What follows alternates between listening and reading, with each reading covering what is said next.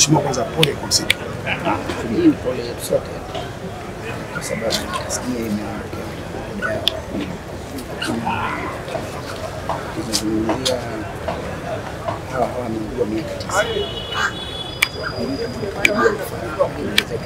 Alirudi msaada kwa muda mrefu sana.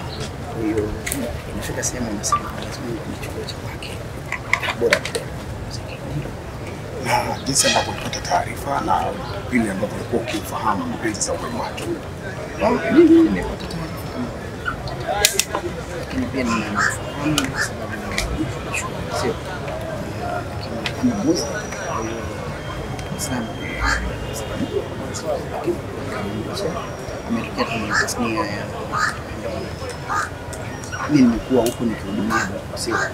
Kwa hiyo uwepo wako ni sawasawa na wananchi wa Morogoro vijijini kuwepo hapa, na ni jambo la heri kuwakilisha kwa pamoja kwa ndio mwakilishi wao.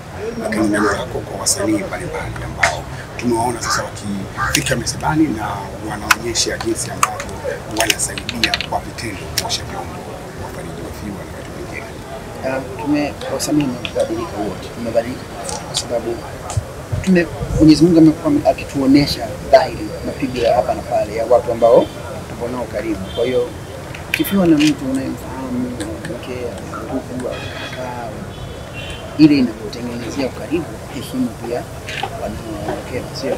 Kwa hiyo wasanii waona wanafika kwa kufiwa na kutoa hiyo kwa sababu tayari washajua kwamba sisi njia yetu ni moja. Siku moja nitakuwa mimi.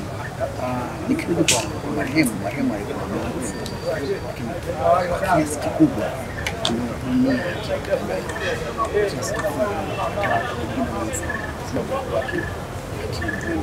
kwa maana nasema kama baada ya kujua tumefika muda mrefu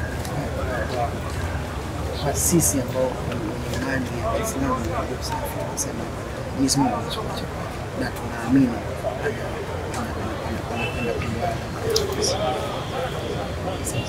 Neno lako la mwisho kwa msiba huu na majonzi walionayo wafiwa na Watanzania kwa ujumla, Mheshimiwa Tantale, mbunge wa Morogoro vijijini. Neno la mwisho ni kuendelea kumwombea kwa sababu sisi hatuna tutakachokipata kutoka mbele hatuna sema kwa sio. Kwa hiyo kitu pekee ambacho tunawashauri na hata kufiwa tusiache. Asante.